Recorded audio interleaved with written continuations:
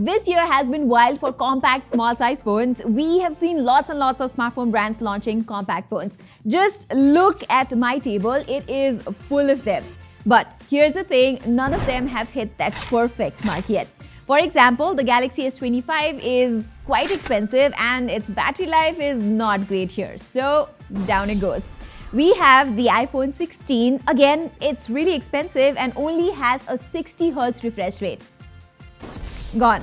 I really like the Xiaomi 15 though. It's priced well, but the software experience and the cameras aren't that great on this phone.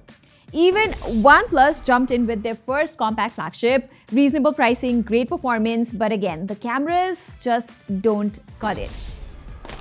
So yeah, none of the small phones have been perfect so far in 2025 until I started using this phone, the Vivo X200 FE. First of all, it is priced really well, just at 55,000 for the 256GB variant, same as the OnePlus 13s and much cheaper than other compact phones. And I believe Vivo has made the right compromises in the right areas with the X200 FE. But hang on, before you rush to buy it, there is one major compromise you need to know about, and trust me, that could be a deal breaker for some, so you definitely want to stick till the end to find out. Alright, let's start this review with the design, and as you can see, this is a nice little phone that feels almost as premium as the OnePlus 13s, and the in-hand feel is really solid too.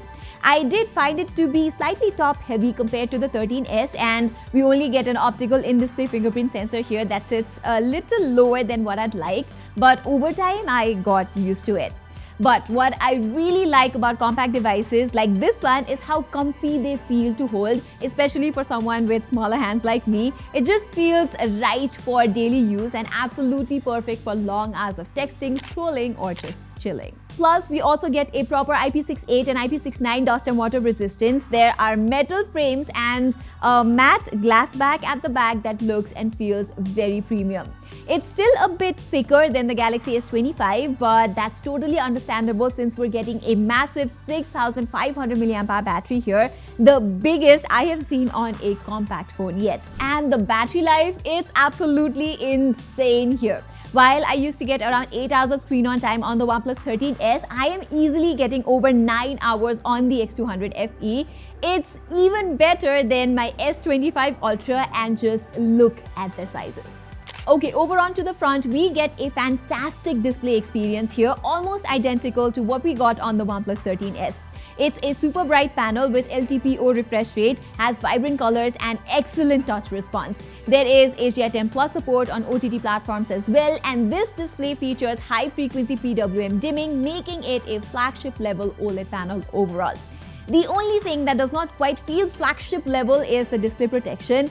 Vivo uses something called Scott Sensation Core here, which isn't as scratch-proof and drop-resistant as Gorilla Glass Victus, but honestly, it's not a major letdown if you ask me. The speakers are decent though, not the loudest out there, and they can sound a bit shallow when playing music, but unless you are an audiophile, they'll get the job done just fine.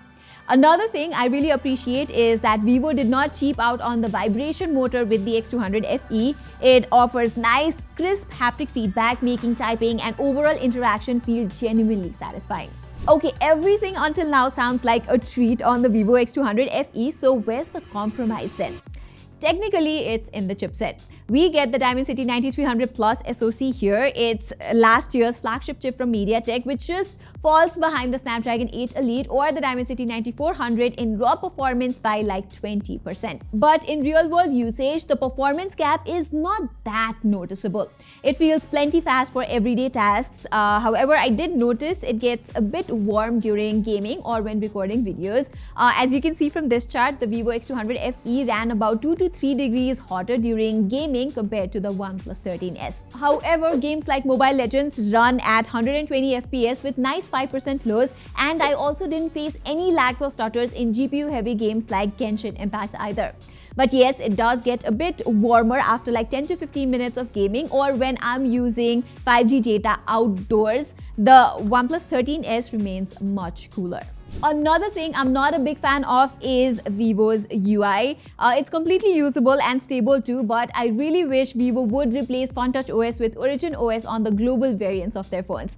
My current daily driver is this phone, the Vivo X200 Ultra, and the experience with the Origin OS on this phone is just so much better, especially when it comes to the notification shade and quick access panel. In comparison, FunTouch OS feels a bit outdated. On the bright side, Vivo does promise 4 years of OS updates on the X200 FE, so there is hope that things will improve over time. Okay, so far the Vivo X200 FE scores solid marks across the board, but what truly sets it apart as my best compact phone of 2025 is the camera performance. Because this phone has the same DNA as the more expensive X200 Pro, and we all know how good the X200 Pro's cameras is. However, the camera sensor here is entirely different compared to the X200 Pro, but when I tested it against the OnePlus 13S, I found Vivo to be better in all aspects. Yes, in all of the aspects. The main thing that Vivo has worked on is the color science. In almost all of the instances, you can get natural highlight management, better dynamic range processing, and especially the color reproduction is just so pleasing. Like in this image, the greens are represented so well by Vivo, and in this image where the reds are overblown by OnePlus, Vivo's processing is just so damn natural. This, by the way, is when I'm clicking the photos in the Zeiss natural mode, but if you want more vibrancy, you can also go with the vivid mode. In any case, Vivo always has better dynamic range and shadow processing, whereas OnePlus has a more contrasty and warm output. Most of the time, Vivo has clearer details too. So yeah, it's safe to say that Vivo has a much more capable primary camera. Even during nighttime, the photos from the Vivo X200 FE have better colors and highlight management, whereas the one from OnePlus, sometimes the highlights are messed up, the other times images come out somewhat warm. It's just not up to the mark. Plus, its 3x telephoto lens can give you really amazing portraits, not as good as the Vivo X200 Pro, which has the class-leading 200 megapixel telephoto camera, but it's much better than the 2x portraits we get from the OnePlus 13S. In fact, its portraits are much better than any other compact phone that I have tested. Plus, Vivo provides all sorts of focal lengths from 23mm to 50mm, 85mm to 100mm so that you can get whichever perspective you want. In comparison to the OnePlus 13S, I like the selfies from Vivo better. They are quite wide. Yes, the output is quite smoothened too, but it looks good nonetheless. That said, the two aspects where the Vivo X200 FE's cameras falls short is number one, the 8 megapixel ultra-wide lens is just not good enough. It has soft output with compromised dynamic range, like I'm clicking a picture from a 20,000 phone. And number two, the videos aren't that great. That was something I really missed when I switched from the X200 Ultra to this phone. First of all, the ultra-wide camera can only record in 1080p, so I can't switch between the primary and ultra-wide lens when I'm shooting a 4K video. And the main camera's output is also nothing extraordinary if I'm being honest. There is 4K 30 and 60 FPS recording support from the main camera, but you will notice wobbles and jitters time and again, and the videos aren't that wide either. Even when it comes to colors, I've felt like the videos are quite generic. Same with the selfie videos, they lack good stabilization. The videos from the front camera are wider than the OnePlus 13S. The colors are nice too, but I wish they were smoother and more stable. So yeah, even though the photography prowess on the X200 FE is a solid A, the videography side is just a B at best. And this is the area that I think could be a deal breaker for some. But overall, like I said at the very beginning, the Vivo X200 FE just gets the right compromise in the right areas. Sure, there are a few areas where it does not quite reach that flagship level, like videography, the ultra-wide camera, and the slightly less powerful processor. But let's not forget, this phone just costs like 55,000 rupees. And for that price, it's honestly a perfect pick for anyone who's always wanted a flagship-like experience but could not quite stretch that budget. So yeah, I think Vivo has delivered something that's smart, that's balanced, and genuinely impressive for the money here. So what do you think? Would you go for the Vivo X200 FE with its smart compromises and killer price tag, or would you rather spend more on something with a stronger brand value like the Galaxy S25 or the iPhone 16? Do let me know in the comments below. below. I'd love to hear your take. And while you're there, do not forget to subscribe to our channel and hit that notifications icon as well. Saying this, I'm Pratima and thank you so much for watching.